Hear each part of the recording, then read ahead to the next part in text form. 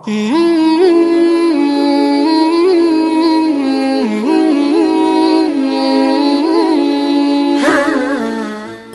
কারীমের মধ্যে বিভিন্ন আয়াতে আল্লাহ তাআলা একটি বাস্তবতার দিকে আমাদের দৃষ্টি আকর্ষণ করেছেন। সূরা তাওবায়, সূরা সফের মধ্যে দুই জায়গায় আল্লাহ তাআলা একটা আয়াত পুনরাবৃত্তি করেছেন, যে আয়াত আমি খুতবার মধ্যে পাঠ করেছি। হুয়াল্লাযী আরসালা রাসূলা, তিনি সেই সত্তা যিনি তার রাসূলকে প্রেরণ করেছেন, বিল হুদা ওয়া দীনিল হক, হিদায়াত এবং সত্য দ্বীন সহকারে, লিয়ুযহিরাহু আলাদ দীনি কুল্লি, যেন সেই রাসূল দুনিয়াতে এসে সেই হিদায়াতকে এবং সেই সত্য দ্বীনকে পৃথিবীর সকল দ্বীনের উপর বিজয়ী করেন। ওয়ালাউ কারিহাল মুশরিকুন, অন্য আয়াতে ওয়ালাউ কারিহাল কাফিরুন, যদিও পৃথিবীর সকল কাফের এবং মুশরিক এটাকে অপছন্দ করে।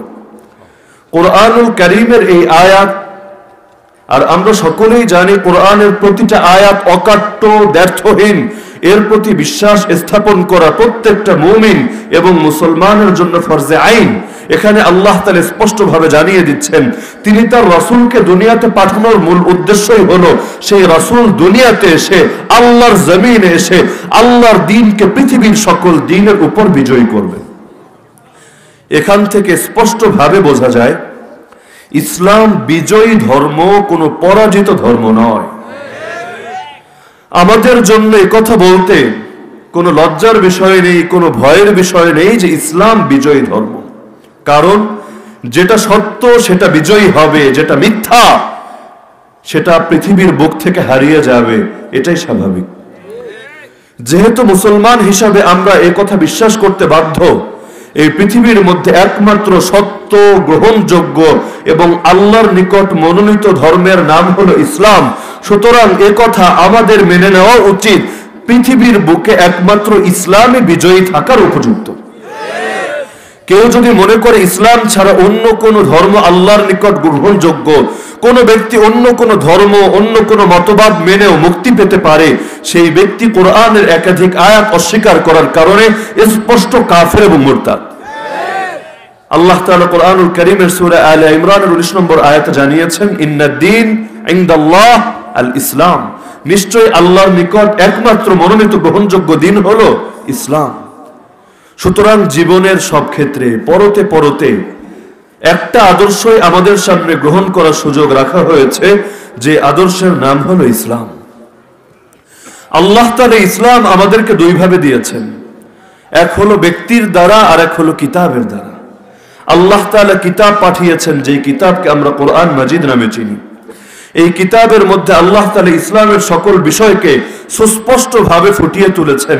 এমন কোন বিষয় নাই যেই বিষয়টা আমাদের জন্য প্রয়োজনীয়, যেই বিষয়টা আমাদের ইহকালীন এবং পরকালীন মুক্তির সোপান, কিন্তু এর কোনো উল্লেখ কোরআনুল কারীমের মধ্যে নেই। আল্লাহ তাআলা এই কোরআনুল কারীমকে আমাদের হেদায়েতের এক মাধ্যম বানিয়েছেন, আর এই কোরআনের জীবন্ত নমুনা, এই কোরআনের প্র্যাকটিক্যাল রূপ বানিয়েছেন একজন ব্যক্তিকে, যেই ব্যক্তি আল্লাহর পর সর্বশ্রেষ্ঠ, যেই মানুষটা সর্বশ্রেষ্ঠ মহামানব, সকল নবীদের সর্দার, যার নাম মুহাম্মদুর রাসূলুল্লাহ সাল্লাল্লাহু আলাইহি ওয়াসাল্লাম। এবং আল্লাহ তাআলা তার বান্দাদেরকে জানিয়ে দিয়েছেন, কেউ যদি মুক্তি পেতে চায় পূর্ণাঙ্গ কিতাবকে ধারণ করতে হবে এবং তার নবীর পূর্ণাঙ্গ সিরাত তথা আদর্শকে ধারণ করতে হবে। আংশিক ধরবে আর আংশিক ছাড়বে, যদি কারো চরিত্র এমন হয়, সেই ব্যক্তি না কিতাবের উপর ঈমানদার বলে বিবেচিত হবে, না নবীর আদর্শের অনুসারী বলে সাব্যস্ত হবে। ফুকাহায়ে কেরাম বা মুহাদ্দিসিনে আযম ইসলামের বিভিন্ন বিধানের গুরুত্ব দিতে গিয়ে কোন কোন বিধানকেই সিরাত বলে উল্লেখ করেছেন। যেমন মাসালা মাসাইলের যত কিতাব, ফতোয়ার কিতাব, ফিকহের কিতাব, এখানে একটা অধ্যায় থেকে কিতাবুস সিয়ার, সিয়ার শব্দটা হলো সিরাতের বহুবচন। সিরাত মানে জীবনী, সিরাত মানে আদর্শ। আমরা সিরাত বলতে বুঝি মুহাম্মদুর রাসূলুল্লাহ সাল্লাল্লাহু আলাইহি ওয়াসাল্লামের আদর্শ। কিন্তু হাদিসের কিতাব এবং ফিকহের কিতাবে কিতাবুস সিয়ারের অধীনে শুধু একটা বিষয়ের আলোচনা থাকে। বলেন তো সেটা কি বিষয়? জিহাদ। শিরোনাম দেয়া হলো কিতাবুস সিয়ার, তার মানে জীবনীর আলোচনা, জীবনাদর্শের আলোচনা। কিন্তু ভিতরে আলোচনা হয় সব বিষয় সম্পর্কে নয়, আর বরং আলোচনা হয় শুধুমাত্র জিহাদ সম্পর্কে। তো ফুকাহায়ে কেরাম এবং মুহাদ্দিসিন ইজাম জিহাদের গুরুত্ব বোঝাতে গিয়ে তারা এইভাবে শিরোনাম কায়েম করেন। অপরদিকে যারা ইতিহাসের বইপত্র লেখেন, যারা তাফসীরের আলোচনা করেন, তারা সিরাত শব্দ দ্বারা আল্লাহ রাসূলের পূর্ণাঙ্গ জীবনী উদ্দেশ্য নিয়ে থাকেন। এখন আমাদের মুক্তি যেহেতু নবীর পূর্ণাঙ্গ জীবনের মধ্যে, যার কারণে কেউ যদি শুধু নবীর মক্কার জীবনকে আঁকড়ে ধরে আর সে ভাবতে থাকে আমি মুসলমান, এর দ্বারাই আমি মুক্তি পেয়ে যাব, সেই ব্যক্তি কি মুসলমান বলে বিবেচিত হবে? একইভাবে কেউ যদি কোরআনুল কারীমের উপর নিজেকে ঈমানদার বলে পরিচয় দেয় আর কোরআনের সকল বিধানের মধ্য হতে বেছে বেছে যেগুলো শুধুমাত্র ব্যক্তি জীবনের সঙ্গে সম্পর্কিত এগুলোকে মানে, আর যে সকল বিধানের সম্পর্ক পরিবারের সাথে, যেগুলোর সম্পর্ক সমাজের সাথে, যেগুলোর সম্পর্ক রাষ্ট্রের সাথে, যেগুলোর সম্পর্ক আন্তর্জাতিক রাজনীতির সাথে, যেগুলোর সম্পর্ক বিচার ব্যবস্থার সাথে, যেগুলোর সম্পর্ক শাসন ব্যবস্থার সাথে, যেগুলোর সম্পর্ক রাষ্ট্রনীতি বা পররাষ্ট্রনীতির সম্পর্কে, যেগুলোর সম্পর্ক শিক্ষা ব্যবস্থার সাথে, কেউ যদি বলে আমি এগুলো মানতে রাজি না, বরং এগুলোর ক্ষেত্রে আমি অসাম্প্রদায়িক থাকবো, আমি নিরপেক্ষ থাকবো, সেই ব্যক্তিকে মুসলমান বলে বিবেচিত হবে? মানলে পুরোটাই মানতে হবে। একটা গ্লাসের মধ্যে যদি পানি থাকে, সেই গ্লাসে মাত্র এক ফোঁটা পেশাব ছেড়ে দেওয়া হয়, আপনি কি বলবেন এই পানিটা পাক নাকি না পাক? একইভাবে কোন মানুষ যদি ইসলামের সব মানে একটা জায়গায় এসে একটা কুফর ঢুকিয়ে দেয়, একটা শিরিক ঢুকিয়ে দেয়, সেই মানুষের অবস্থাও গ্লাসের পানির মতো হয়ে যায়। তো যেহেতু ইসলাম পূর্ণাঙ্গ দিন, আর পূর্ণাঙ্গ সেটাকেই বলা হয় যার মধ্যে কোনো ত্রুটি নাই, কোনো অসম্পূর্ণতা নাই, ব্যক্তি জীবন থেকে শুরু করে যত জীবন, যত সেক্টর হতে পারে, সকল কিছু শিক্ষা যার মধ্যে আছে, সেটাকেই বলা হয় পরিপূর্ণ। এ কারণে কেউ যদি ইসলাম মানতে চায়, জীবনের সব ক্ষেত্রেই সেটাকে মানতে হবে। কেউ যদি ফিল্টারিং করে করে মানতে চায়, ইসলাম যদি আমার মতের সাথে মিলে তাহলে মানব, আমার নেতার কথার সাথে মিলে তাহলে মানব, আমার দলীয় রাজনীতির সাথে মিলে তাহলে মানব, অথবা আমেরিকা বান্ধব ইসলাম যেটা হবে শুধুমাত্র সেটাকে মানব, সেই ব্যক্তিকে মুসলমান না কাফের? তো যদি এ কথাকে বিশ্বাস করে নেই যে ইসলাম পরিপূর্ণ, আর আল্লাহ তাআলা কোরআনুল কারীমের 6 নম্বর পারা সূরাতুল মাঈদার 3 নম্বর আয়াতে নিজেই ঘোষণা দিয়েছেন, আল ইয়াউমা আকমালতু লাকুম দীনাকুম, আজ আমি আল্লাহ তোমাদের জন্য তোমাদের দ্বীনকে পরিপূর্ণ করে দিলাম। সুতরাং এ কথা আপনাকে মানতে বাধ্য হতে হবে যে ইসলামের সকল বিধান, সেটা ব্যক্তি জীবনে আমি পালন করি বা না করি, সবগুলোর উপরই আমার 100% ঈমান আছে। আমার নবী যেদিন আমাদেরকে এতিম করে দুনিয়া থেকে চলে গেলেন, সেদিন ইসলামের মধ্যে তাওহীদ ছিল কিনা? নামাজ, রোজা, হজ, যাকাত ছিল কিনা? ইলম, দাওয়াত, তাজকিয়া, আত্মশুদ্ধি ছিল কিনা? একই ইসলামের মধ্যে জিহাদ ছিল কিনা? একই ইসলামের মধ্যে খেলাফত ছিল কিনা?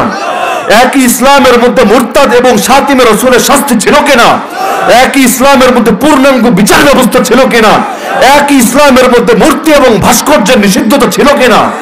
এখন কেউ যদি বলে ইসলাম থেকে নামাজ নিব, রোজা নিব, হজ নিব, যাকাত নিব, ইলম নিব, দাওয়াত নিব, ইসলাম নিব, তাজকিয়া নিব, তাওহীদ নিব, কিন্তু এই ইসলাম থেকে জিহাদকে নিব না, খেলাফতকে নিব না, এমনকি এই ইসলাম থেকে যেই যে বিষয়গুলো আমার মতের সাথে মিলে না, আমার বর্তমান রাষ্ট্র ব্যবস্থার সাথে মিলে না, সেটাকে নিব না, সেই ব্যক্তি কোনোদিন মুসলমান বলে বিবেচিত হবে না। পৃথিবীর কাফের এবং মুশরিকরা সর্বদা চায় ইসলাম পরাজিত হয়ে থাকুক আর কুফর বিজয়ী হয়ে থাকুক। তাদের ধর্মগুলোর মধ্যে অনেক ভিন্নতা, কেউ নিজেদেরকে বলে হিন্দু, কেউ বলে খ্রিস্টান, কেউ বলে বৌদ্ধ, কেউ বলে নাস্তিক, কিন্তু এ বিষয়ে তারা সকলে একমত যে ইসলামকে বিজয়ী হতে দেওয়া যাবে না। কারণ ইসলাম যদি বিজয়ী না থাকে, কোনো মানুষ পরিপূর্ণ মুসলমান হতে পারবে না। বলবেন কিভাবে? আপনার বিচার দরকার। সমাজে চলতে গেলে বিচারের প্রয়োজন হবে কিনা? স্বামী স্ত্রীর মধ্যে দ্বন্দ্ব, তালাক হয়ে গিয়েছে, বিচারের প্রয়োজন। জায়গা জমি নিয়ে ঝামেলা, বিচারের প্রয়োজন। চোর চুরি করেছে, বিচারের প্রয়োজন। ডাকাত ডাকাতি করেছে, বিচারের প্রয়োজন। কোন নাস্তিক বেঈমান আল্লাহর নবীকে গালি দিয়েছে, বিচারের প্রয়োজন। এখন জীবনের পরতে পরতে তো আমাদের বিচার লাগে। যদি আল্লাহর জমিনে ইসলাম বিজয়ী না থাকে, এই বিচার কি ইসলাম অনুযায়ী পাবেন না কুফর অনুযায়ী পাবেন? তা আপনি তো পাক্কা মুসলমান, পাক্কা তাহাজ্জুদ গুজার, কিন্তু যখন আপনার বিচারের প্রয়োজন, আপনি ইসলাম অনুযায়ী বিচার চাইতেও পারেন না, চাওয়ার অধিকারও আপনাকে দেওয়া হয়নি। এমনকি ব্যক্তিগতভাবে যদি সেটাকে প্রয়োগ করতে চান, সমাজ সেটাকে অ্যালাউ করে না।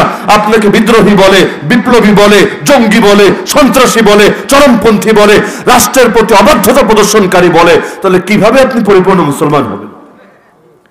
ইসলামের প্রায় 60-70% বিধানের সম্পর্ক ব্যক্তি জীবনের সাথে না, কোনটা সমাজ ব্যবস্থার সাথে, রাষ্ট্র ব্যবস্থার সাথে, কোনটা শাসন ব্যবস্থার সাথে, কোনটা বিচার ব্যবস্থার সাথে, কোনটা রাষ্ট্রনীতি, পররাষ্ট্রনীতি, সমর ব্যবস্থা, শিক্ষা ব্যবস্থা, এক একটা এক এক বিষয়ের সঙ্গে সম্পর্কিত। কিভাবে মানবেন? যতই তাহাজ্জুদ গুজার হন, মানা সম্ভব? আরে সম্ভব নাকি এটা? তাহলে কিভাবে পরিপূর্ণ মুসলমান হবেন? যে ব্যক্তি হজ করেনি সে কি হজের সওয়াব পাবে? যে যাকাত দেয়নি সে কি যাকাত আদায়কারী সওয়াব পাবে?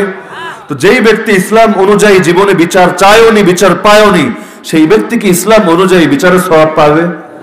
তাহলে পৃথিবীর কাফির মুশরিকরা চায় ইসলাম যেন বিজয়ী না থাকে। তাহলে মুসলমান শুধু নাম কাওয়াস্তে থাকবে, এমন একটা অবস্থা আসবে, লা ইয়াবকা মিনাল ইসলাম ইল্লা ইসমু, ইসলামের নাম ছাড়া কোনো কিছুই বাকি থাকবে না। অপরদিকে মুসলমান চায় আল্লাহর জমিনে আল্লাহর দ্বীন বিজয়ী থাকবে।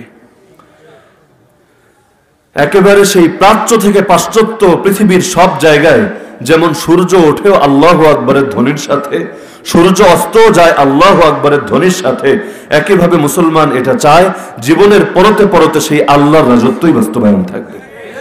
আজকাল তো আমাদেরকে কথায় কথায় হুমকি দেওয়া হয়, ওই মোল্লার দল, ইসলাম নিয়ে বেশি বাড়াবাড়ি করবে না, জীবনের সব ক্ষেত্রে এত ইসলামের স্বপ্ন দেখলে বাংলাদেশ ছেড়ে চলে যা, পাকিস্তান ভেঙে যা। যদিও চাপাবাজের দল শুধু চাপাবাজি করে, জীবনে কোনোদিন বাস্তবে কাউরে ভিসা দেয় না। যাদেরকে বলেছে তোদেরকে ভিসা দিয়ে পাঠিয়ে দিব আফগানিস্তানে, কয়েকদিন আগে আমাদের শেখ মুর্শিদ আল্লামা জুনায়েদ বাবুনগরীর উদ্দেশ্যে কথা বলা হয়েছে, এই জুনায়েদ বাবুনগরী তোমাকে ভিসা দিয়ে আফগানিস্তান পাঠিয়ে দেওয়া হবে। প্রায় 1 মাস চলে যাচ্ছে, এখনো ভিসা আসেনি। আর আপনার কি মনে হয় কিয়ামতের আগে ভিসা আসবে? এমনকি এমবাসি থেকে যদি অ্যাপ্লাই করে তারপরেও ভিসা দেবে? চাপাবাজের দল শুধু চাপাবাজি করতে পারে, বাস্তবে এটাকে প্রয়োগ করতে পারে না। কিন্তু তাদের এই কথার দ্বারা তাদের একটা আকীদা স্পষ্ট হয়ে যায়। তারা বলতে চায় বাংলাদেশে আল্লাহর রাজত্ব চলবে না, আল্লাহর রাজত্ব চলবে পাকিস্তানে, আল্লাহর রাজত্ব চলবে আফগানিস্তানে, ভারতে আর বাংলাদেশে চলবে অন্য কারো রাজত্ব। তাহলে সেটাকে আমি আপনাদেরকে জিজ্ঞেস করি, বাংলাদেশের মালিককে? ভারতের মালিককে? সৌদি আরবের মালিককে? আমেরিকার মালিককে?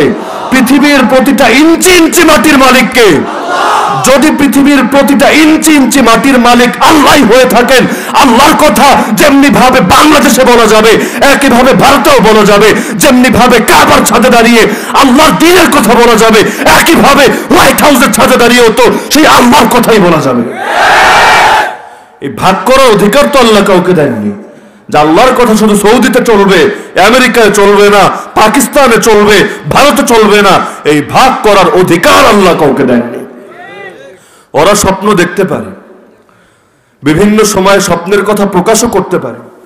বাংলাদেশ, ভারত, পাকিস্তান এবং মিয়ানমার সবগুলোকে মিলিয়ে একটা অখণ্ড রাজ্য তৈরি করবে, যে রাজ্যের নাম হবে রাম রাজ্য, যেখানে রামের রাজত্ব কায়েম হবে, আল্লাহর রাজত্ব বরবাদ হবে। কিন্তু ওরা যতই স্বপ্নের নামে দুঃস্বপ্ন দেখুক না কেন, মুসলমান হাদিসের আলোকে এই কথার উপর ঈমান রাখে, কিয়ামতের আগে শুধু হিন্দুস্তান, পাকিস্তান, বাংলাদেশই না, গোটা পৃথিবীটাই অখণ্ড হবে এবং সারা পৃথিবীতে এক আল্লাহর রাজত্ব কায়েম হবে। যেদিন দাজ্জাল ধ্বংস হবে, এরপর পৃথিবীর আর কোনো কুফরের পরাশক্তি থাকবে? যেদিন দাজ্জাল ধ্বংস হবে, এরপর জিহাদের আর প্রয়োজন থাকবে না। কারণ জিহাদ হলো ফিতনা নির্মূলের জন্য, জিহাদ হলো কুফরকে দমানোর জন্য। পৃথিবীতে যদি ফিতনাই না থাকে, জিহাদের কোনো প্রয়োজন নেই। আজকাল তো জিহাদকেই চালানো হয় ফিতনার নামে, অথচ জিহাদ নেই বলেই সমাজে এত ফিতনা। আল্লাহর জমিনে এখন আল্লাহর কথা বলা যায় না। আল্লাহর জমিনে চারিদিকে শুধু শিরকের ছড়াছড়ি, আল্লাহর জমিনে তাগুতের রাজত্ব, আল্লাহর বান্দা থেকে জমিন থেকে বের হতে বলা হচ্ছে। এগুলো সব হলো জিহাদ না থাকার কুফর। অন্যথায় রোহিঙ্গারাও একটা জাতি, আফগানিরাও একটা জাতি, জাতি হিসাবে উভয়টাই বরাবর। এদেরকেও আল্লাহ বানিয়েছেন যেই জিনিস থেকে, ওদেরকেও বানিয়েছেন একই জিনিস থেকে, কিন্তু আসমান আর জমিনের পার্থক্য। এক জাতি এতটা সম্মানিত, আমেরিকা পর্যন্ত এখন তার সম্মান দেয়। যে আমেরিকা এসেছিল 5 দিনের মধ্যে ওদেরকে ধুলোর সাথে মিশিয়ে দেব, এই মোল্লা মোরসামারে আমাদের হাতে দিবি না, জোর করে ছিনিয়ে আনবো, তোদের সবগুলো মোল্লারে একেবারে কুপিয়ে বরবাদ করে দিব। সেই আমেরিকা 19 বছর পর বলে, সরি আমরা বিশাল ভুল করে ফেলেছি, এই ভুলের মাসুল দেওয়া আমাদের পক্ষে সম্ভব না। 2020 সালের 29 ফেব্রুয়ারি চুক্তি করে নিজেরাই বের হয়ে যায়, লেজ গুটিয়ে পালায়, হোয়াইট হাউস থেকে বিবৃতি আসে, বিবিসি নিউজ আবার এটা রিপোর্ট করে, আমেরিকা বলে সরি আমাদের ভুল হয়েছে, আমরা ভেবেছিলাম ওরা জঙ্গি, এতদিন পর আমরা বুঝতে পেরেছি আসলে ওরা জঙ্গি না, ওরা সশস্ত্র স্বাধীনতাকামী বিপ্লবী। বাংলায় বলে মাইরের নাম বাবাজি, মাইরের উপর কোনো ওষুধ নাই। এতদিন পর্যন্ত লড়াই করেছে, নিজেদের সর্বাত্মক প্রচেষ্টা করেছে, কিন্তু সব চেষ্টা যখন ব্যর্থ হয়ে গিয়েছে, তারা বুঝতে পেরেছে আমাদের যতই পাওয়ার থাকুক না কেন, আল্লাহর পাওয়ারের চাইতে কারো পাওয়ার বেশি না, তখন ঠিকই নিজেদের আসল দুর্বলতা স্বীকার করে নিয়েছে। অন্যথায় পৃথিবী সাক্ষী, যেই ফেরাউন নিজেকে রব দাবি করেছিল, সেই ফেরাউন একটা কোলের বাচ্চার ভয়ে থরথর করে কেঁপে উঠেছে। মুসা আলাইহিস সালাম এখনো দুনিয়াতে আসেননি, মায়ের পেটে আছেন। ফেরাউন ফরমান জারি করে দিল, এই বছর যতগুলো ছেলে সন্তান জন্মাবে, জন্মগ্রহণ করতে দেরি, কোপাতে যেন দেরি না হয়। কেন রে ফেরাউন, এত ডর কিসের তোর? তুই না সব রবের চাইতে বড় রব, আনা রব্বুকুমুল আলা, গর্বের সাথে বলে। আমার আগে অনেক লিলিপুট সাইজের রব এসেছে, আমাকে এত ছোট মোটো রব ভাবিস না, পাতি রব আমাকে ভাবিস না, আমি সব রবের চাইতে বড় রব। তা যদি তুই সব রবের চাইতে বড় রব হস, মুসার উদ্দেশ্যে বলে মুসা ময়দানে আয়, খেলা হবে। কিন্তু এই কথা না বলে, ছোট বাচ্চা দুনিয়াতে এখনো আসেনি, তার ব্যাপারে ফরমান জারি করে দিল, দুনিয়াতে আসতে দেরি, কোপাতে যেন দেরি না হয়। তার মানে পৃথিবীর তাগুত যত বড় গলায় কথা বলুক না কেন, প্রকৃত তাওহীদবাদী বান্দাদেরকে তারা জমের চাইতেও বেশি ভয় করে। এর সবচাইতে বড় প্রমাণ আমরা ফেরাউনের মধ্যে দেখতে পাই। ফেরাউন বলে, ইন্না হাউলাই লাশিরদিমাতুন কলিলুন ওয়া ইন্নাহুম লানা লাগাইজুন ওয়া ইন্না লাজামিউন হাযিরুন, এরা হচ্ছে ক্ষুদ্র দল।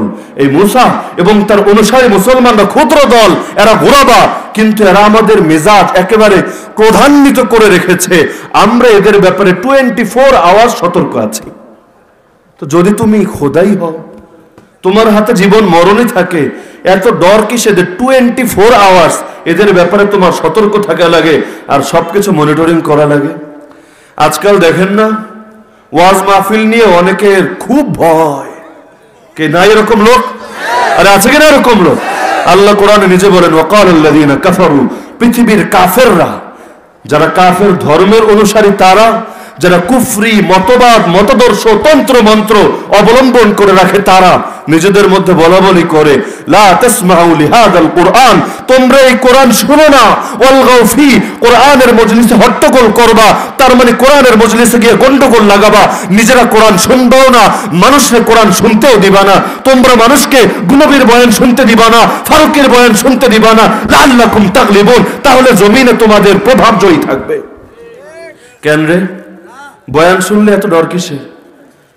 তুই এক বয়ান দে, ওলামারও এক বয়ান দেখ, তারপর দেখা যাবে মানুষ কার দিকে যায়। বাস্তবতা তো এটাই। ময়দানেই না আসল বীর যেই ব্যক্তি, তার বাহু বল কতটুকু, এটার পরীক্ষা তো হয় ময়দানে। ফেরাউন যদি এত পাওয়ারফুল হয়, ফেরাউন বলবে মুসা আগে বড় হ, তারপর ময়দানে আয়, আয় কুস্তে লড়ি, তারপর দেখা যাবে কত ধানে কত চাল। কিন্তু দেখা যাচ্ছে ফেরাউন নিরীহ মুসার পিছনে ছুটছে, যে মুসার সঙ্গে কিছু নও-মুসলিম মাত্র, যারা একেবারে দুর্বল, সমাজের অল্প মুসলিমেও কিছু লোক, এদের পেছনে ছুটছে, কিন্তু তাও একাকি যাওয়ার সাহস করছে না। নিজেরা দাবি করে রব, কিন্তু পেছনে হাজার হাজার সদস্যের সেনাবাহিনী নিয়ে পেছনে ছুটছে। আজকাল অনেকে হুমকি দেয় না, ধরে ঘাড় মটকে দেব, ধরে হাত ভেঙে দেব, কেটে বঙ্গোপসাগরে ভাসিয়ে দেব, মেরে বুড়িগঙ্গায় তোদের লাশ ফেলে দেব, কিন্তু একটারেও দেখবেন না বাহিনী সারা সামনে আসে। কিরে এত পাওয়ার থাকলে সামনে আয়, তারপর দেখা যাবে কে কাকে বুড়িগঙ্গায় ফেলে।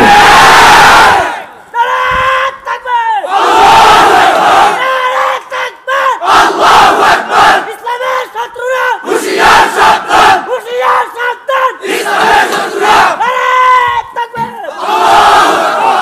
কিন্তু সেই যে আগে বলেছি, প্রকৃত হকপন্থীদেরকে পৃথিবীর তাগুতরা জমের চাইতেও বেশি ভয় করে। ওরা নিজেদেরকে রয়্যাল বেঙ্গল টাইগার হিসেবে উপস্থাপন করে, সর্বযুগের মালাউনরাই, কিন্তু বাস্তবতা হলো ওরা শিয়ালের চাইতেও বেশি ভীরু। এর উদাহরণ একমাত্র ফেরাউন না, নমরুদের দিকে তাকান। সেই সমাজে একমাত্র হকপন্থীর নাম নবী ইব্রাহিম আলাইহিস সালাম, আমাদের জাতির পিতা, যার নামটা উচ্চারণ করলেও বুকটা গর্বে ভরে আসে। কেন? কারণ আমরা সবাই নবীর সন্তান, আমাদের দেহে নবীদের রক্ত প্রবহমান। আমাদের আদি পিতার নাম কি বলেন দেখি? আরে বলেন, আদি পিতার নাম কি? নাকি ডারউইনের মতো বলবেন আমাদের আদি পিতার নাম বান্দর? এটা কেউ বিশ্বাস করেন নাকি? আছেন এখানে বান্দরের পোলামাইয়া কেউ আছে এখানে? তা আমরা সবাই কার সন্তান? আমাদের জাতির পিতার নাম কি? আমাদের আদি পিতাও নবী, আমাদের জাতির পিতাও নবী। তাহলে আমরা তো নবীর সন্তান। যদি নবীর সন্তানই হয়ে থাকি, প্রকৃত সন্তান তো সেই ব্যক্তি যে বাপের আদর্শকে ধরে রাখে। সকল নবীর আদর্শ ছিল তাওহীদ।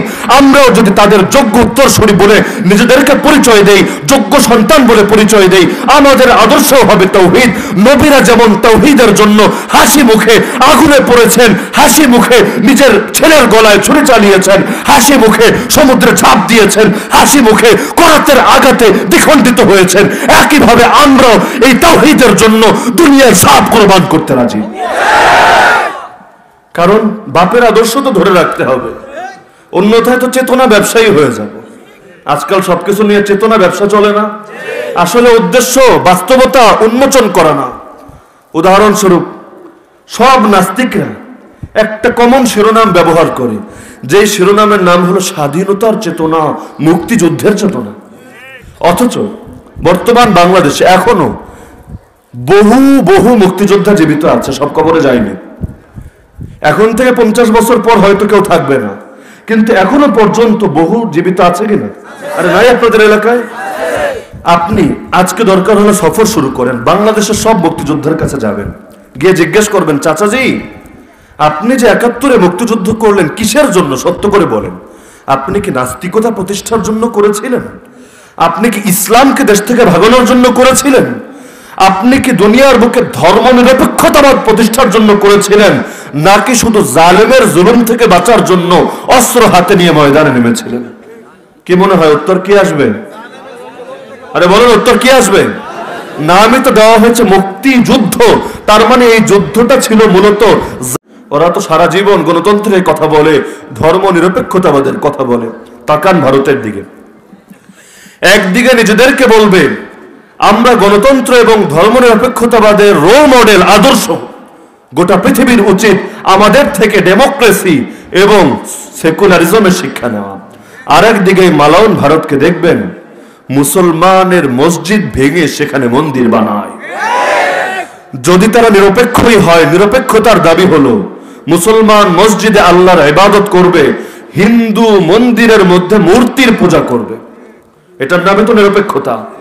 হিন্দু তার পূজার মধ্যে উৎসব করবে, মুসলমান কোরবানির দিন গরু জবাই করবে, এটার নামে তো নিরপেক্ষতা। কিন্তু তারা এমন নিরপেক্ষতা প্রদর্শন করেছে, বাবরি মসজিদ, আরে আমরা মুসলমানরা বিশ্বাস করি মসজিদ আমাদের ঘর না, মসজিদ কার ঘর? আরে বলে না কার ঘর? সেই আল্লাহর ঘরকে ভেঙে সেখানে মূর্তি বসানো হয়, সেখানে মন্দির বানানো হয়। এর চাইতে বড় পক্ষাবলম্বন এবং সাম্প্রদায়িকতা আর কি হতে পারে? নিজেদেরকে বলবে আমরা অসাম্প্রদায়িক, কিন্তু সবচেয়ে বেশি সাম্প্রদায়িকতা প্রকাশ করবে তারা।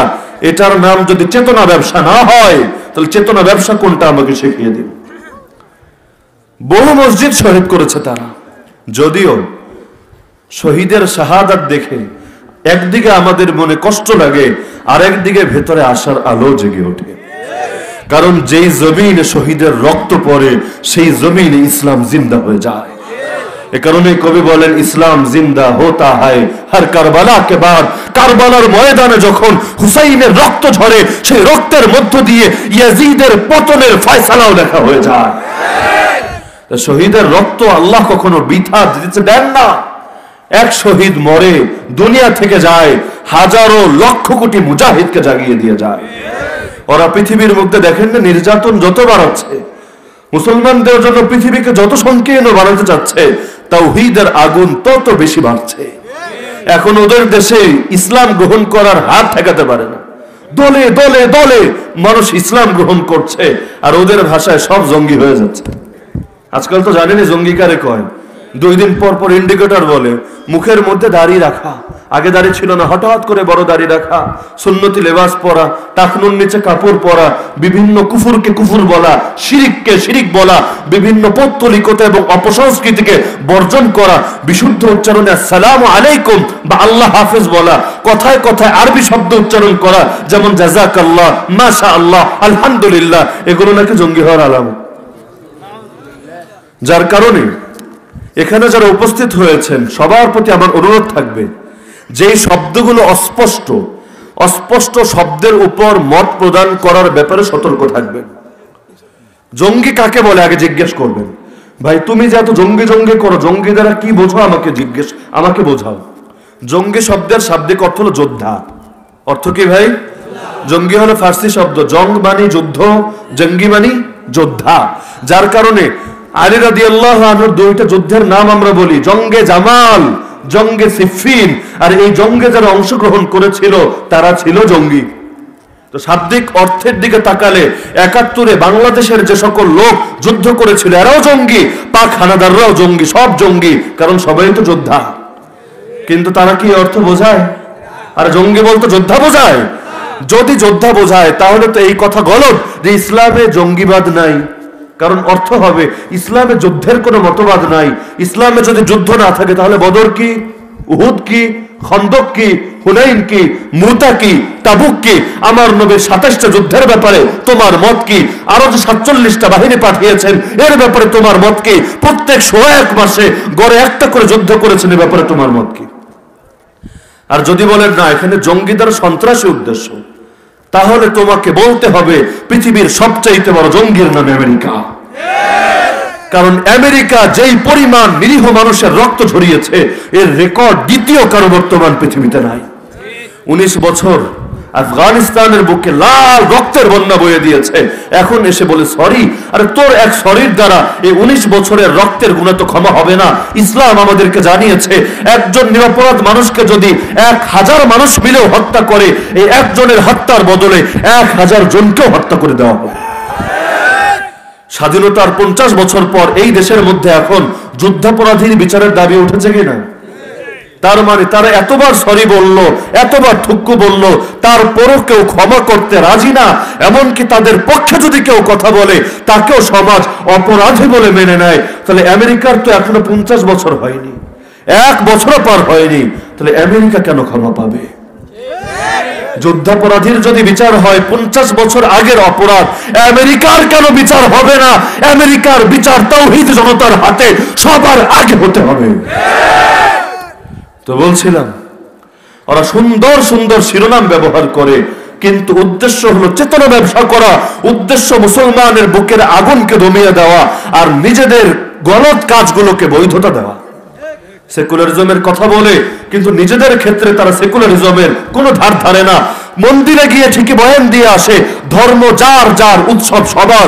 তার মানে পূজার সময় মুসলমানরা তোমরা দলে দলে মন্দিরে আসো, কিন্তু কোরবানির দিন জীবনেও দেখিনি আমাদের গরু জবাইয়ের সময় মন্দিরের লোকেরা এসে আমাদের সঙ্গে হাতে হাত রেখে একসঙ্গে ছুরি চালিয়েছে।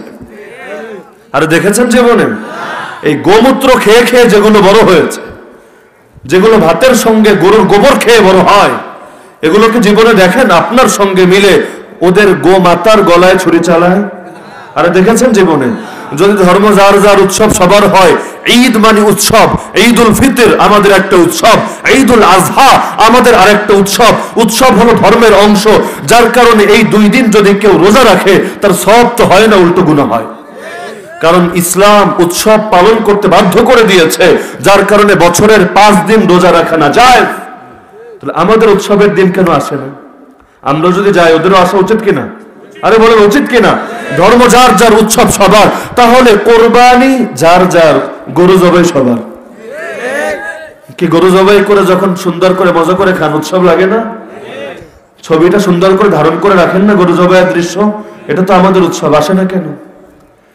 আসে তো নাই, উল্টো এই ভারতের মধ্যে যদি কোনোভাবে খবর পায় যে মুসলমান গরু জবাই করেছে, অথবা গরু খেয়েছে, অথবা তার ঘরের ফ্রিজে গরুর গোশত আছে, অথবা কোনোভাবে গুজব রুটেছে গরুর সঙ্গে, গরু জবাইয়ের সঙ্গে তার ন্যূনতম সম্পর্ক আছে, গরুর বিনিময়ে তাকেও জবাই করে দেওয়া হয়।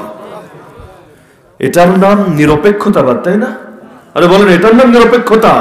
এই ইসরায়েল, এই ইহুদির বাচ্চারা সারা দুনিয়াকে শিখিয়েছে এই সকল তন্ত্র আর মন্ত্র, ধর্ম নিরপেক্ষতাবাদের কথাই বলেন, গণতন্ত্রের কথাই বলেন, সমাজতন্ত্রের কথাই বলেন, জাতীয়তাবাদের কথাই বলেন, সবগুলোর গোড়ায় গিয়ে এই ইহুদিদের হাত পাবেন। ইহুদিদের ধর্ম নিরপেক্ষতাবাদের একটা দলিল দেখেন, মুসলমানদের প্রথম কেবলাকে দখল করে রেখেছে। আমাদের কেবলার ভিতর আমাদেরকে নামাজ পড়তে দেয় না। মুসলমানদের ধর্মীয় স্বাধীনতাকে ছিনিয়ে রেখেছে। ফিলিস্তিনের মধ্যে রক্তের বন্যা বয়ে দিয়েছে। এমনকি জারজ রাষ্ট্র হয়ে এখন নিজেদেরকে সার্বভৌম দাবি করার চেষ্টা করছে। কয়েকবার আগুন লাগিয়েছে ইতিমধ্যে মসজিদে আকসায়, আর এখন এসে ফাইনাল ডিসিশন নিয়েছে এটাকে ভেঙে ফেলবে। এ জায়গায় সুলাইমানি টেম্পল বা মন্দির বানাবে, যেন দাজ্জাল এসে এখানে তার সিংহাসন বসিয়ে সারা দুনিয়ায় দাজ্জালি তথা ইহুদি রাজত্ব কায়েম করতে পারে। সারা দুনিয়ায় যারা ইহুদি রাজত্ব কায়েম করার স্বপ্ন দেখে ওদেরকে নিরপেক্ষ বলা হয়? আরে বলে না কেন? আমরা ইসলামী শরিয়ার কথা বললে, দ্বীনের বিজয়ের কথা বললে আমাদেরকে বলা হয় সাম্প্রদায়িক। আমরা যদি সাম্প্রদায়িক হই, ওরা কি? আরে বলেন, ওরা কি? এই ভারত যে সারা দুনিয়ার মধ্যে উগ্র হিন্দুত্ববাদ প্রতিষ্ঠার স্বপ্ন দেখে, এমনকি বাংলাদেশের মতো স্বাধীন দেশে চট্টগ্রামে রাজপথের মধ্যে দিবালোকে বসে তারা কুরুক্ষেত্র যুদ্ধের হাতিয়ার গর্জে ওঠা আর একবার এই স্লোগান দেয়, কুরুক্ষেত্র যুদ্ধ মানে হলো যে যুদ্ধের পর রামের বিজয় হয় এবং আল্লাহর পরাজয় হয়, দুনিয়ার মধ্যে রামের রাজত্ব কায়েম হয়, সেটার হাতিয়ার গর্জে ওঠার স্লোগান তারা এই স্বাধীন দেশের রাজপথে বসে দেয়। এটার নাম অসাম্প্রদায়িকতা? আরে বলে না, আমরা ওদের ভয়ে জিহাদের কথা ছেড়ে দিয়েছি, দ্বীনের বিজয়ের কথা ছেড়ে দিয়েছি, কোরআনের শাসনের কথা ছেড়ে দিয়েছি। ভয় লাগে। আজকাল আপনি বিশ্বাস করুন, এই শব্দগুলো শুনলে কাফেরদের কলিজায় যত বেশি আগুন জ্বলে, তার চাইতে আমার আপনার মুসলমান নামধারী অনেক ভাইয়ের কলিজায় চাইতে বেশি আগুন জ্বলে। আপনি কুফরি মতবাদ নিয়ে কথা বলবেন, প্রথমে ওরা আপনার দিকে তেড়ে আসবে। আপনি জিহাদ নিয়ে কথা বলবেন, ওরা আপনার টুটি চেপে ধরতে চাইবে। অথচ এখানে যেই সকল লোকেরা বসা আছে, আমার ধারণা অধিকাংশই হজ করেনি। যারা হজ করেনি এরা তো হজকে ঘৃণা করে, তাই না? হজকে ভয় করে, তাই না? আরে আমি বহুত মানুষকে জীবনে দেখেছি আল্লাহর কাছে এভাবে দোয়া করে, আয় আল্লাহ, মৃত্যুর আগে একটা বার হলেও তোমার ঘর জিয়ারতের তৌফিক দিও। আয় আল্লাহ, মৃত্যুর আগে একটা বার হলেও তোমার নবীর রওজা মুবারকে গিয়ে সালাত এবং সালাম পেশ করার তৌফিক দিও। তার মানে হজে যেতে না পারলেও হজকে ভালোবাসে। সে অসহায় হলেও মানুষের মধ্যে যাকাত দেওয়ার একটা স্বপ্ন দেখে। কোরবানির দিন তার সামর্থ্য নাই, গরু জবাই করতে পারে না, ভেতরে বেদনায় ভোগে, হায় আজকে যদি আমার সামর্থ্য থাকতো, আমিও যদি কোরবানি করতে পারতাম, আমার মনটা অনেক ভরে যেত, দ্বীনের বিধান পালন করার কারণে আমার অনেক ভালো লাগতো। কিন্তু আমি যদি জিজ্ঞেস করি, সারা জীবন একবারও জিহাদ না করতে পারার দুঃখে কারা দুঃখিত হয়েছিলেন?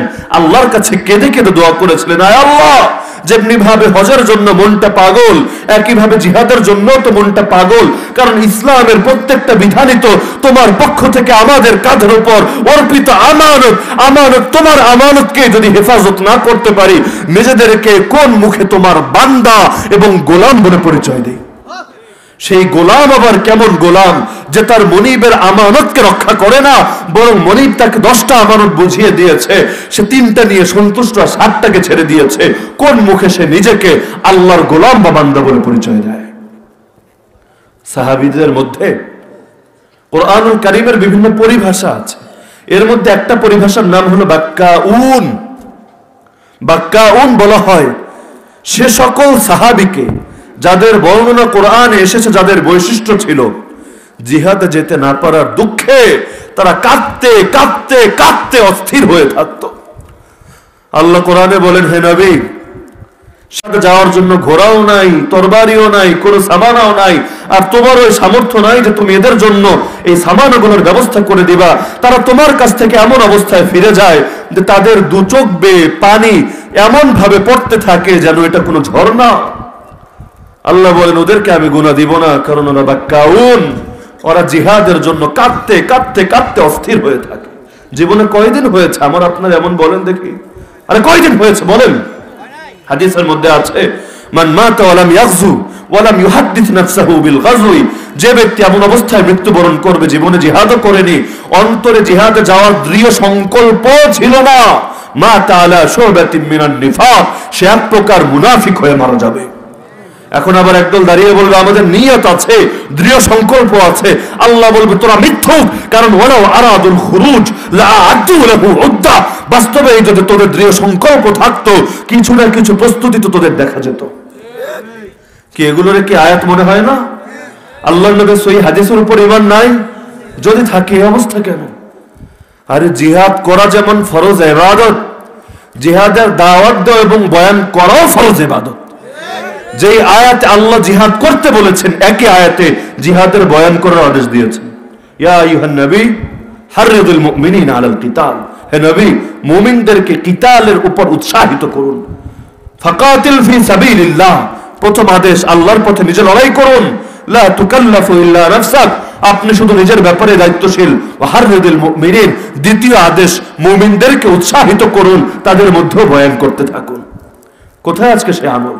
তাহলে ভয় কেন? যদি এটা আল্লাহর ফরজ বিধান হয়, ফরজ আদেশ হয়, তাহলে জিহাদের নাম শুনলে গায়ে চর্মরোগ জাগে কেন? আবার আরেক দল বলে এটা রহিত, এই যুগের জন্য প্রযোজ্য না, এই যুগে কোনো জিহাদ নাই। আরে আমি তোমাকে বেশি সত্যবাদী বলবো না আল্লাহকে বেশি সত্যবাদী বলবো?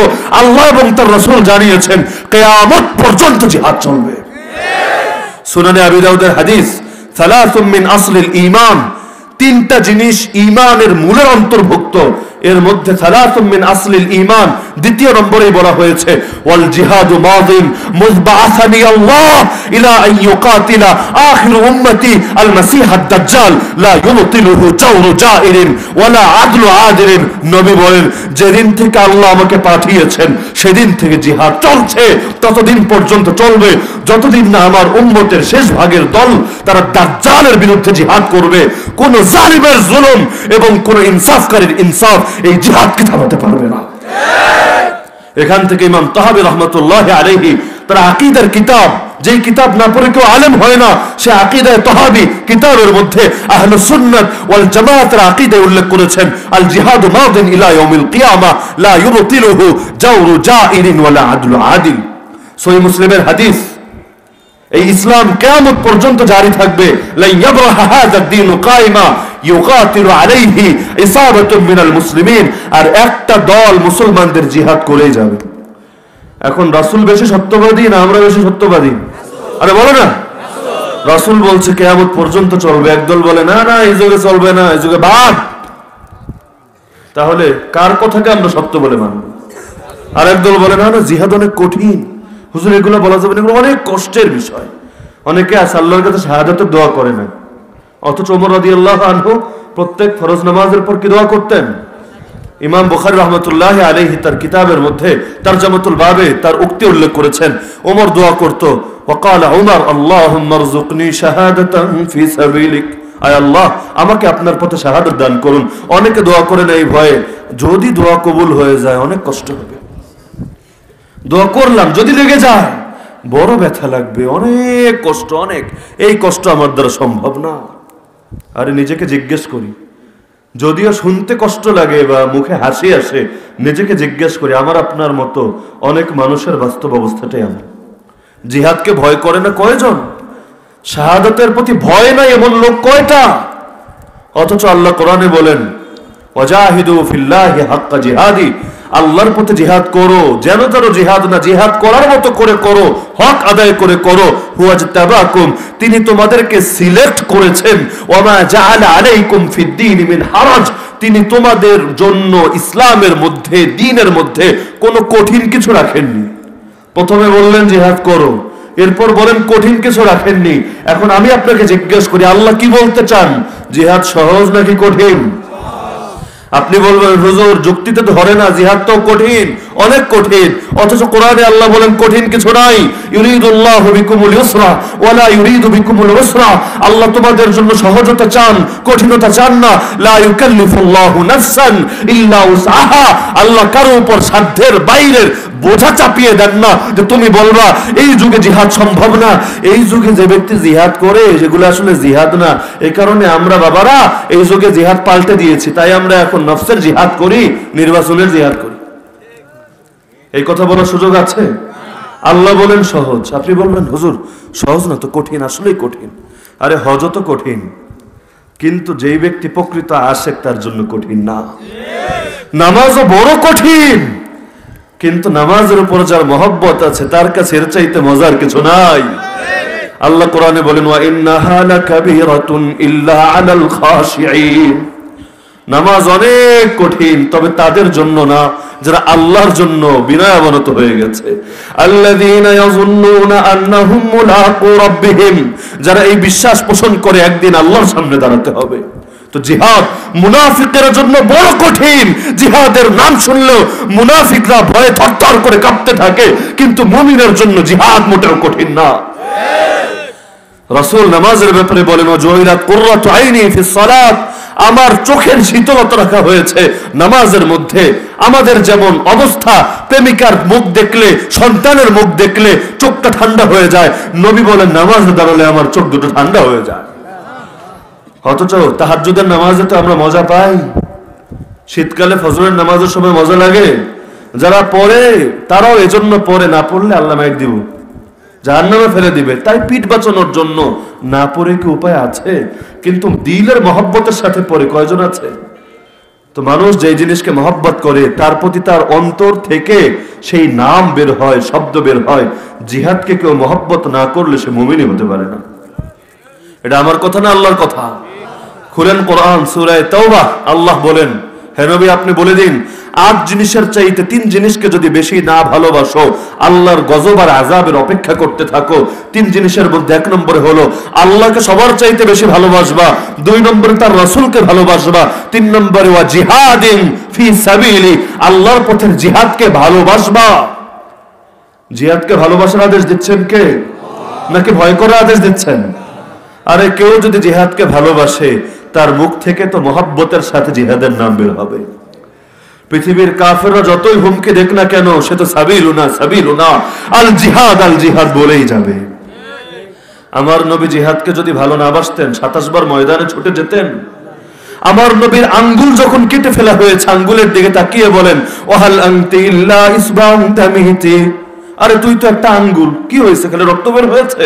ওয়াফি সাবিলিল্লাহি মা লাকিতি, যা হয়েছে আল্লাহর পথে হয়েছে, ভয়ের কিছু নাই।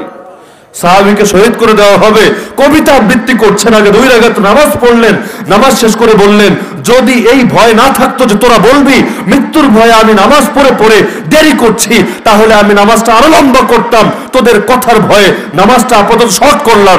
এরপর কবিতা শুরু করলেন ফালাস্তু বালি হিনা উক্তাল মুসলিমা আলা আই জামবিন কানা লিল্লাহি মাসরাই ওয়া যালিকা ফি যাতিল ইলাহি ওয়া ইয়াশা ইউবারিক আলা আওসাল শিলুন মুমাজ্জাই, আমার জীবন যদি আল্লাহর জন্য কুরবান হয় আমার কোনো পরোয়া নাই। আমাকে মেরে অঙ্গ প্রত্যঙ্গ কোথায় টুকরা টুকরা করে ফেলে রাখা হলো, আল্লাহর জন্য যদি জীবন কুরবান হয় আল্লাহ টুকরা টুকরা গোশতের উপর বরকতের ধারা নাযিল করে দিবেন। তো প্রকৃত মুমিন নারীর জন্য পাগল হয় না, গাড়ির জন্য পাগল হয় না, বাড়ির জন্য পাগল হয় না, শাহাদাতের জন্য পাগল হয়। আমার নবী আল্লাহর কাছে কোনোদিন এই দোয়া করেনি আল্লাহ নামাজে মরণ দিও, আয় আল্লাহ হজে মরণ দিও, আয় আল্লাহ বাইতুল্লাহর মধ্যে মরণ দিও, কিন্তু এই দোয়া করেছে আল্লাহ শাহাদাতের মরণ দিও।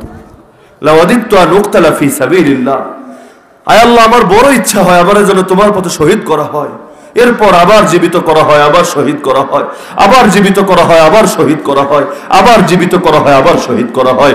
এমনকি হাদিসের ভাষ্য পৃথিবীর কোন মানুষ সে যত বড় আলেম হোক, যত বড় ওলি হোক, যত বড় ইবাদত গুজার হোক, যদি একবার জান্নাতে ঢুকানো হয় সে কোনো মূল্যের বিনিময়ে দুনিয়ায় আসতে চাইবে না। এমনকি যদি তাকে অফার দেওয়া হয় সারা দুনিয়ার রাজা বানিয়ে দিব তোকে, তারপরও আসতে চাইবে না। ইল্লা শহীদ, তবে শহীদ আল্লাহর কাছে একবার না 10 বার দুনিয়ায় ফিরে আসার তামান্না ব্যক্ত করবে।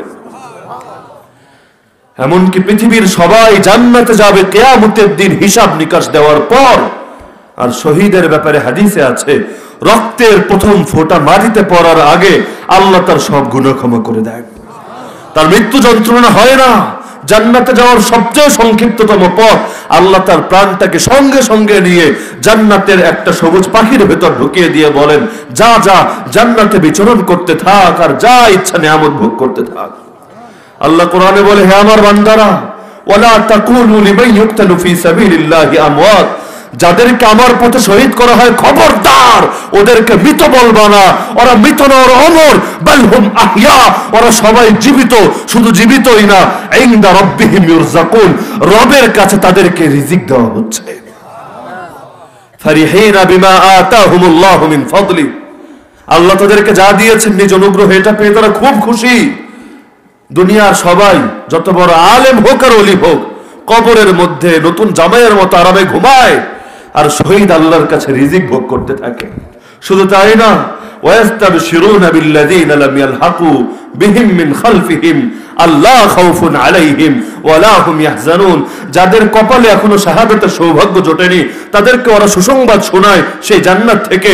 হে আমার ভাইয়েরা, হে আমার বাপেরা, তোমরা শোনো, আল্লাহ খাউফুন আলাইহিম, তোমাদের কোনো ভয় নাই, ওয়ালা হুম ইয়াহজানুন, তোমাদের কোনো দুঃখ নাই। শাহাদাতের পথ ভয়ের পথ না, শাহাদাতের পথ দুঃখের পথ না। একদিকে তারা আমাদেরকে ডাকে, আরেকদিকে আমরা তাদের থেকে ভাগি।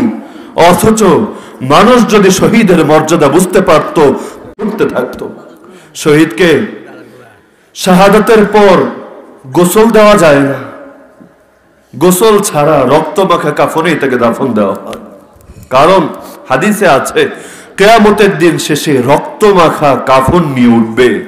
লাউনুহু লাউনু জাফরান ওয়া রিহুহু রিহুল মিস্ক, তার রক্তের রং হবে জাফরানের মতো সুন্দর, আর তার রক্তের গন্ধ হবে মেশকে আম্বরের মতো সুগন্ধিময়। আল্লাহর কাছে চাওয়ার মতো যদি কিছু থাকে, পাগল হওয়ার মতো যদি কিছু থাকে, সেই জিনিসের নামই হলো শাহাদাত। তো বলছিলাম পৃথিবীর কাফের মুশরিকরা আমাদেরকে ইসলাম বিজয়ের স্বপ্ন থেকে দূরে সরিয়ে দিতে চায়। যেই জিনিসগুলো ছিল ইসলামের মূল, যেগুলো ছাড়া ইসলাম আল্লাহর জমিনে কায়েম করে যায় না, সেই বিধানগুলোর ব্যাপারে এত বেশি ত্রাস ছড়িয়ে দেয় যে এখন মুসলমান পর্যন্ত সেই বিধানগুলোকে ভয় করে। এটাই এই যুগের সবচেয়ে বড় দুঃখের কথা। এই সারা দুনিয়ার 150 কোটি আর 200 কোটি মুসলমান যদি ইসলামের কোন বিধানের ব্যাপারে ভয় না করত, সবগুলো বিধানের ব্যাপারে নিঃসংকোচে সাহসের সঙ্গে কথা বলতো, তাহলে এই পৃথিবীতে কোনো কাফের আর মুশরিকের শক্তি নাই যে আল্লাহর বাহিনীকে পরাজিত করত। কারণ আমার আল্লাহর শক্তি বেশি না আমেরিকার শক্তি বেশি? আল্লাহর শক্তি বেশি না ইসরায়েল ভারত আর চীনের শক্তি বেশি? যদি আল্লাহর শক্তি সবার চাইতে বেশি হয়, আমার আল্লাহ মুজাহিদদেরকে সরাসরি সাহায্য করেন। ওয়ালা ইয়ানসুরান্নাল্লাহু মান ইয়ানসুরু, আল্লাহ কসম খেয়ে বলছেন যারা তাকে সাহায্য করে আল্লাহ নিজে তাদেরকে সাহায্য করেন, আর আল্লাহ যাকে সাহায্য করেন তাকে পরাজিত করার ক্ষমতা কারো নাই। তারপর কেন আমাদের এই অবস্থা? জবাব একটা, ইদা তারাকতুমুল জিহাদ সাল্লাল্লাহু আলাইকুম দুল্লাহ। হাদিসে 4টা কারণ বলা হয়েছে। ইদা তাবায়াতুম বিল আইনা, যখন সুদি ব্যবসা করবা, ওয়া রাদিতুম বিজারাই, খেত খাবার নিয়ে মন খুশি, ওয়া আখাযতুম আযনাবাল বাকার, গরুর লেজ ধরে পড়ে থাকবা, দুনিয়া নিয়ে পড়ে থাকবা, ওয়া তারাকতুমুল জিহাদ, আর দুনিয়ার স্বপ্নে জিহাদকে ছেড়ে দিবা, সাল্লাল্লাহু আলাইকুম দুল্লাহ, আল্লাহ তোমাদের উপর নিজে লাঞ্ছনা চাপিয়ে দিবেন। লা ইয়ানজিউহু, এই লাঞ্ছনা তুলে নেবেন না, হাত্তা তারজিউ ইলা দীনিকুম, যতদিন না জিহাদের পথে ফিরে আসবা।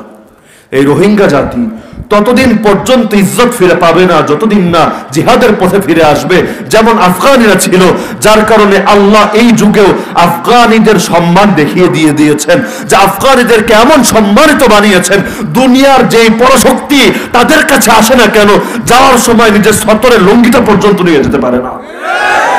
সোভিয়েত ইউনিয়ন এসেছিল, রাশিয়া এসেছিল, ভেঙে খান খান টুকরা টুকরা হয়ে গেছে। আমেরিকা এসেছিল, যখন এসেছিল আমিরুল মুমিনিন মোল্লা মোহাম্মদ ওমর বলেছিলেন, তালেবানের নেতা, তিনি বলেছিলেন আল্লাহ আমাদেরকে এক ওয়াদা দিয়েছে, আমেরিকার এক ওয়াদা দিয়েছে। আল্লাহ বলেছেন যদি আমরা ইমানদার হই আর নেক আমল করি তিনি অবশ্যই বিজয় দান করবেন। আর আমেরিকা বলেছে আমাদের নাম নিশানাও দুনিয়া থেকে মিটিয়ে দেবে।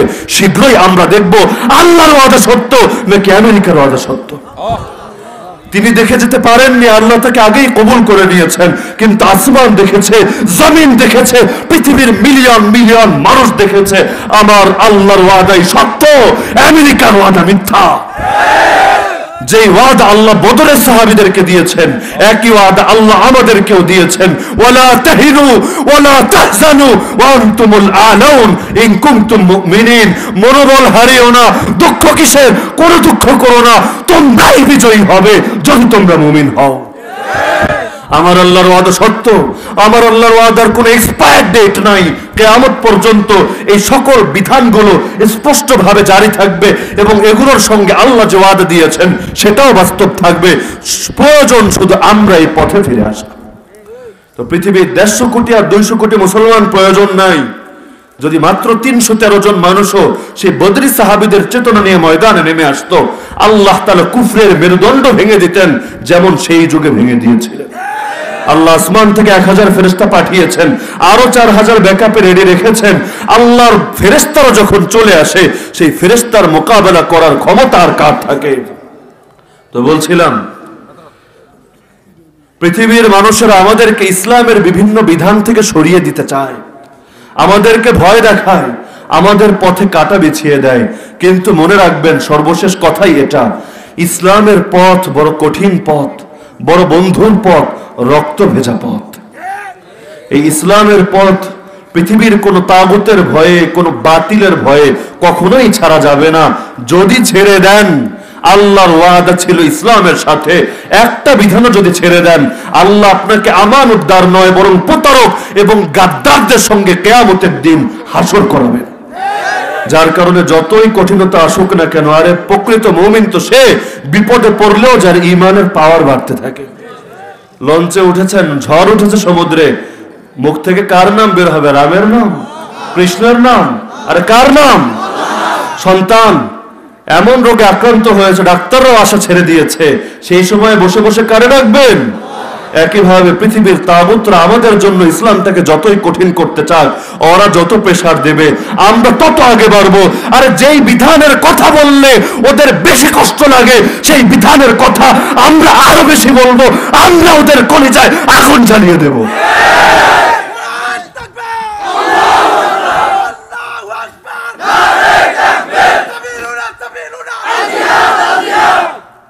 নামাজ পড়া যেমন ইবাদত, জিকির করা যেমন ইবাদত, কাফেরদের অন্তরে রাগ জাগানো ইবাদত। এটা আল্লাহর কথা, ওয়ালা ইয়াতাউনা মাউতিআ ইয়াগীযুল কুফফার। একইভাবে জিকির করা যেমন ইবাদত, দ্বীনের জন্য গালি খাওয়া ইবাদত।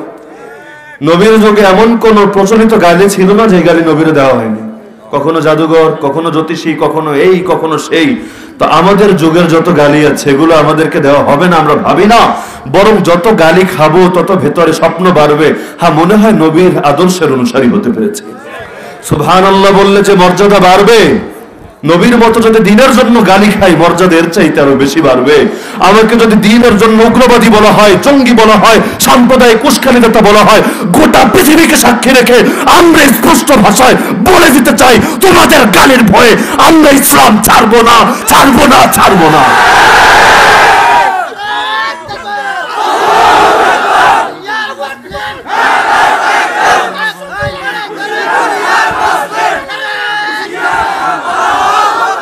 এই পৃথিবীর মালাউন কাফেররা তোদের চোখে জিহাদ যদি জঙ্গিবাদ হয়, তোদেরকে সাক্ষী রেখে বলতে চাই প্রত্যেকটা মুসলিম জঙ্গি হওয়ার স্বপ্ন দেখে। তো যার কারণ যা ইচ্ছা বল, যা ইচ্ছা কর, আমার নবীকে ইসলামের দাওয়াত শুরু করার পর একটা দিনের জন্য শান্তি দেওয়া হয়নি। আমরাও দুনিয়ায় শান্তির স্বপ্ন দেখি না। আর দুনিয়া সিজনুল মুমিন, দুনিয়া তো মুমিনের জন্য জেলখানা, জেলখানায় কেউ শান্তির স্বপ্ন দেখে না। ইমাম ইবনে তাইমিয়া রাহমাতুল্লাহি আলাইহি বলতেন, আমার দুশমন আমার কি ক্ষতি করবে, আমার আসল সুখ তো আমার হৃদয়ে, ওরা আমার কোথায় নেবে? জেলখানায় নিলেও তো আমি জান্নাতে বিচরণ করি, কুয়ায় ফেলে রাখলেও জান্নাতে বিচরণ করি। যেই সুখ আল্লাহ মুজাহিদের অন্তরে দান করেন, তার দ্বীনের জাহিদের অন্তরে দান করেন, সেই সুখ ট্রাম্প হোয়াইট হাউসে বসে পাবে কিভাবে? তা যে কথাগুলো আলোচনা হলো, আল্লাহ তাআলা আমাদের সবাইকে এই কথাগুলো সঠিকভাবে জানার, বোঝার এবং আমল করার তৌফিক দান করুন। ওয়া মা আলাইনা ইল্লাল বালাগুল মুবিন।